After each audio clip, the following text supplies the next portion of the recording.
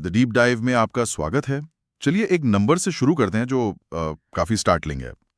सरकारी डेटा के हिसाब से 2019 में इंडिया में लगभग 1.56 करोड़ स्ट्रे डॉग्स थे। Sounds like a lot. हाँ, लेकिन अभी के एस्टिमेट्स कहते हैं कि असली नंबर 5.2 करोड़ से भी ज्यादा हो सकता है। That's a huge difference. Massive. सिर्फ दिल्ली का एग्जाम्पल लें, ऑफिशियल काउंट कभी 60,000 के आसपास था। आज वहां की अथॉरिटीज मानती हैं कि ये 10 लाख के करीब है।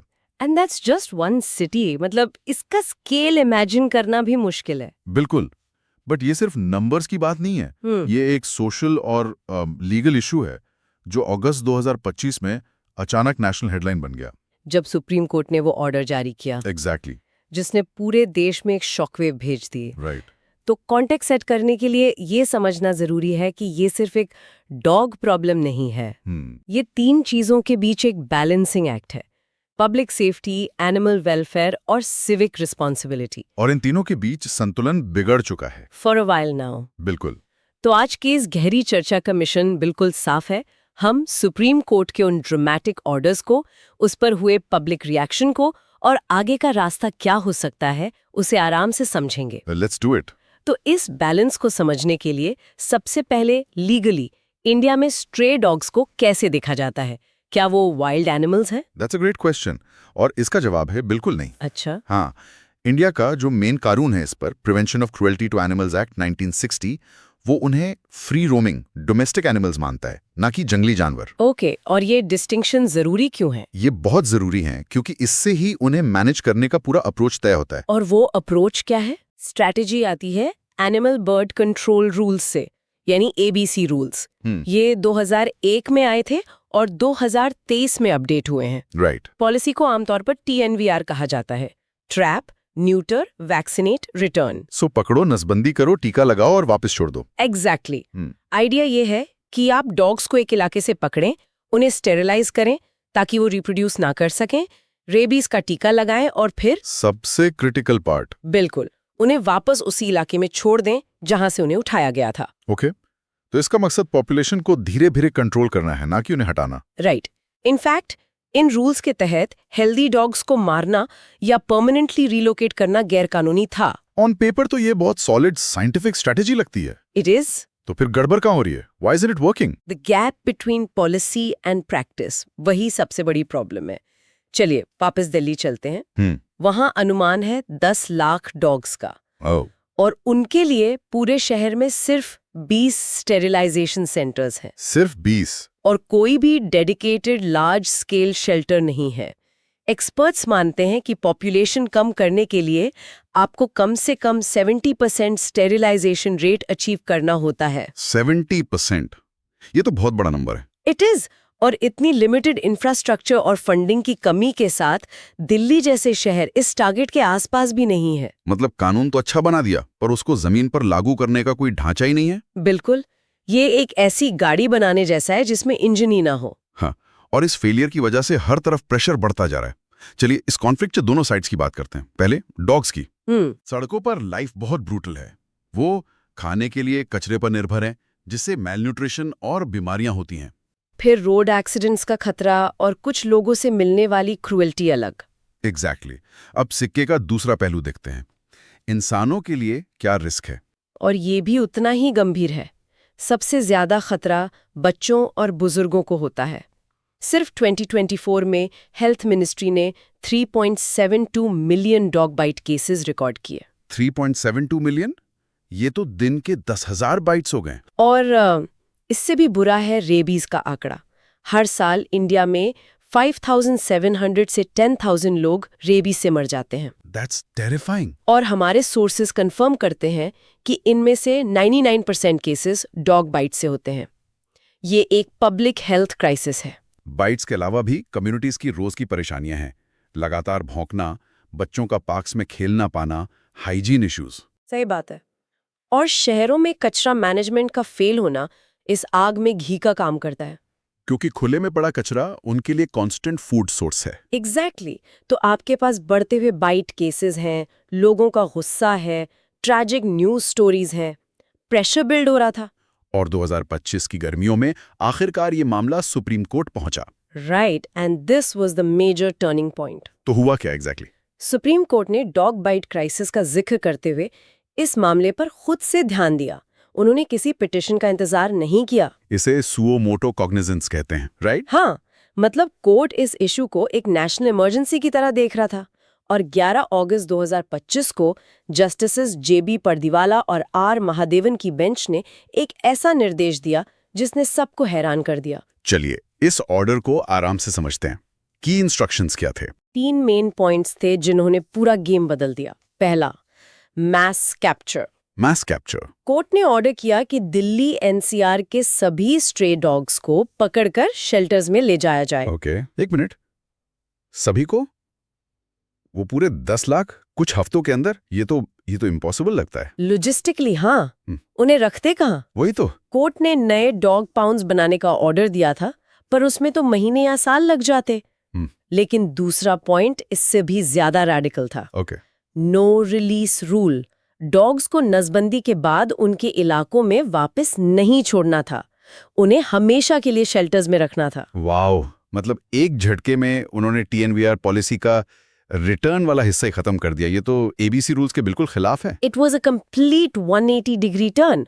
और कोर्ट का रीजन साफ था। उन्होंने कहा, infants and young children should not at any cost fall prey to stray dogs. Okay. और तीसरा पॉइंट, इंफ्रास्ट्रक्चर एंड अकाउंटेबिलिटी। नए शेल्टर्स बनाना और जो भी इस ऑर्डर को रोकने की कोशिश करे उस पर सख्त कार्यवाही करना। इंटेंशन तो पब्लिक सेफ्टी लग रहा है, पर इसका रिएक्शन तो बहुत जोरदार हुआ होगा। इट वॉज इमीडिएट और ferocious. Animal lovers, NGOs, caregivers सब आहत थे।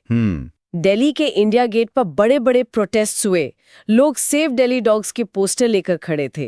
पुलिस ने कुछ प्रोटेस्टर्स को हिरासत में भी लिया। पर ये प्रोटेस्ट सिर्फ इमोशनल नहीं रहा होगा, प्रैक्टिकल आर्ग्यूमेंट्स भी तो होंगे। एब्सोल्युटली, और यही सबसे इंटरेस्टिंग है। मेन आर्ग्यूमेंट था, दिल्ली अचानक लाखों डॉग्स को रखने के लिए जगह, स्टाफ और पैसा कहां से लाएगी? ये तो एक लॉजिस्टिकल नाइटमेयर होता। बिल्कुल। पीटा इंडिया ने चेतावनी दी कि ओवरक्राउडेड पाउंड्स में डॉग्स की हालत बहुत खराब हो जाएगी। मनेका गांधी ने इसे गुस्से से लिया गया अनसाइंटिफिक फैसला बताया। तो इस पब्लिक आउटक्राई का कोई असर हुआ? प्रोटेस्ट्स और इनप्रैक्टिकल प्रॉब्लम्स को देखकर कोर्ट को रीवैल्यूएट करना पड़ा। सिर्फ 11 दिन बाद 22 अगस्त को एक बड़ी 3 जज की बेंच ने इस ऑर्डर को मॉडिफाई किया। अच्छा, और इस बार क्या फैसला हुआ? उन्होंने टीएनवीआर के मूल सिद्धांत को बहाल कर दिया। नए ऑर्डर में साफ लिखा था कि डॉग्स को स्टेरिलाइज करने के बाद उन्हें वापस उसी इलाके में छोड़ दिया जाएगा। बिल्कुल। सिर्फ उन डॉग्स को छोड़कर जो रैबिड हों या बहुत ज्यादा एग्रेसिव हों। तो रिटर्न पॉलिसी वापस आ गई। ये तो एक मेजर कोर्स करेक्शन था, पर क्या सब कुछ पहले जैसा हो गया? Not entirely. कोर्ट ने कुछ नए नियम जोड़े। पब्लिक एरियाज में फीडिंग से जुड़ी शिकायतों को एड्रेस करने के लिए उन्होंने सड़कों और पार्क्स में खाना खिलाने पर रोक लगा दी। तो फिर इसके बदले हर म्युनिसिपल वार्ड को एक डेजिग्नेटेड फीडिंग एरिया बनाने का निर्देश दिया गया। That's a big change. और फिर नवंबर 2025 में एक और अपडेट आया। स्कूल, हॉस्पिटल, स्टेडियम और हाईवे जैसे सेंसिटिव जोन्स को पूरी तरह से स्ट्रे फ्री बनाने का ऑर्डर। ओके, तो वो एक मिडिल पाथ ढूंढने की कोशिश कर रहे थे। ह्यूमैनिटेरियन कंट्रोल, लेकिन पब्लिक सेफ्टी के लिए सख्त नियम। प्रिसाइजली। एक ड्रास्टिक ऑर्डर से हटकर एक ज्यादा बैलेंस्ड, मैनेज्ड अप्रोच की तरफ एक कदम था। ये प्रॉब्लम सिर्फ इंडिया की तो हो नहीं सकती। दूसरे देश इससे कैसे डील कर रहे हैं? That's the key question. और अप्रोचेस बहुत अलग-अलग हैं। एक कमाल की सक्सेस स्टोरी से शुरू करते हैं। भूटान। ओके। 2021 से 2023 के बीच भूटान ने एक होल ऑफ नेशन अभियान चलाया। राजा के आदेश पर पूरा देश इस काम में लग गया। आर्मी, वॉलंटियर्स, सब। वाओ। 2 साल से भी कम टाइम में उन्होंने अपने सभी स्ट्रे डॉग्स की 100% नसबंदी और वैक्सीनेशन कर दी। 100%? ये तो अनबिलीवेबल है। अगर पॉलिटिकल विल हो तो क्या कुछ नहीं हो सकता? बिल्कुल। फिर आप देखिए टर्की, जो 2024 में बिल्कुल उल्टा चला गया। उन्होंने क्या किया? उन्होंने अपनी पुरानी न्यूटर एंड रिलीज पॉलिसी खत्म कर दी। अब वहां डॉग्स को पकड़ा जाता है और जो अडॉप्ट नहीं होते उन्हें यूथेनाइज किया जा सकता है। That's a very controversial approach. Very. फिर हमारे पास देश में ही लखनऊ मॉडल है। वहां कुछ इलाकों में एक फोकस्ड कैंपेन से सड़कों पर कुत्तों की संख्या लगभग 0 हो गई। और नेदरलैंड्स का एग्जाम्पल भी है। राइट। नेदरलैंड्स ने ये प्रॉब्लम लगभग खत्म कर दी है। वहाँ एबीसी प्रोग्राम्स के साथ साथ पेट ओनरशिप पर सख्त कानून। एग्जैक्टली मैंडेटरी रजिस्ट्रेशन और ब्रीडर से कुत्ते खरीदने पर हाई टैक्स। इससे लोग जानवरों को लावारिस छोड़ने से पहले सोचते हैं। ये एक बहुत इंपॉर्टेंट पॉइंट है। प्रॉब्लम सिर्फ सड़क पर मौजूद डॉग्स की नहीं, उसके सोर्स की भी है। बिल्कुल। सक्सेसफुल मॉडल्स हमेशा साइंटिफिक पॉपुलेशन कंट्रोल को सिविक अकाउंटेबिलिटी के साथ जोड़ते हैं। तो इतनी उठापटक के बाद अब आगे का रास्ता क्या दिखता है? अच्छी खबर ये है कि अब कॉन्वर्सेशन मैच्योर हो गई है। कोर्ट भी अब एक बैलेंस्ड अप्रोच की तरफ बढ़ रहा है, जिसमें साइंटिफिक एविडेंस और एक्सपर्ट एडवाइस पर जोर है। तो एक क्लियर रोड मैप अब बन रहा है।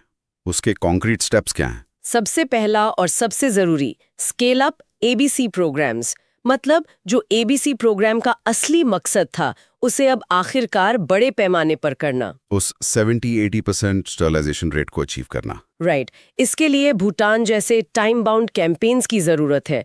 मैसिव फंडिंग चाहिए, नए सेंटर्स चाहिए। बट इसके लिए आपको ये तो पता होना चाहिए ना कि प्रॉब्लम कितनी बड़ी है। और वही है दूसरा step, dog census and tracking. You can't manage what you can't measure. हमें एक एक्यूरेट सेंसस चाहिए। माइक्रोचिपिंग जैसे तरीके भी टेस्ट हो रहे हैं। Make sense. और वो फीडिंग जोन्स जिनका कोर्ट ने ऑर्डर दिया था? ये तीसरा और बहुत इंपॉर्टेंट कंपोनेंट है, डेजिग्नेटेड फीडिंग जोन्स। इससे आप कई चीजें अचीव करते हैं। जैसे कि आप डॉग्स को ट्रैफिक से दूर रखते हैं, फीडर्स और दूसरे रेजिडेंट्स के बीच झगड़े कम करते हैं, और उनकी हेल्थ मॉनिटर करना आसान हो जाता है। ये बहुत ही प्रैक्टिकल सोल्यूशन लग रहा है। अब फीडिंग को बैन नहीं कर रहे, रेगुलेट कर रहे हैं। प्रिसाइसली। कम्युनिटी से बाय-इन जरूरी होगा, पर ये एक अहम कदम है। ओके, और चौथा पॉइंट? Safety infrastructure. जैसा कोर्ट ने कहा, स्कूल्स, हॉस्पिटल्स जैसे सेंसिटिव इलाकों की ठीक से फेंसिंग करना, ये एक टारगेटेड सेफ्टी मेजर है। तो scale up ABC, data collection, feeding zones और सेफ्टी इंफ्रास्ट्रक्चर। हाँ, और इन सब को सपोर्ट करते हैं दो long term pillars. Community engagement, मतलब लोगों को एजुकेट करना, और अडॉप्शन प्रमोट करना। और सबसे जरूरी, लेट मी गेस, सभी डिपार्टमेंट्स का मिलकर काम करना। Exactly, cross department coordination. ये सिर्फ म्युनिसिपल इशू नहीं है। Urban development, animal husbandry, public health, सबको मिलकर एक नेशनल स्ट्रैटेजी बनानी होगी। तो सारी बातों का सार ये है कि ये मुद्दा सिर्फ कुत्तों को सड़कों से हटाने का नहीं है। दिल्ली का ये संकट एक वेकअप कॉल था, जिसने पूरे सिस्टम की कमियों को उजागर किया है। बिल्कुल। अब ये साफ है कि कोई भी रिएक्टिव या इमोशनल रिस्पॉन्स काम नहीं करेगा। हमें एक साइंटिफिक और ह्यूमेन अप्रोच चाहिए जो सस्टेन्ड हो। पब्लिक सेफ्टी और एनिमल वेलफेयर दोनों को एक साथ प्रायोरिटी देनी होगी। वो एक ही सिक्के के दो पहलू हैं।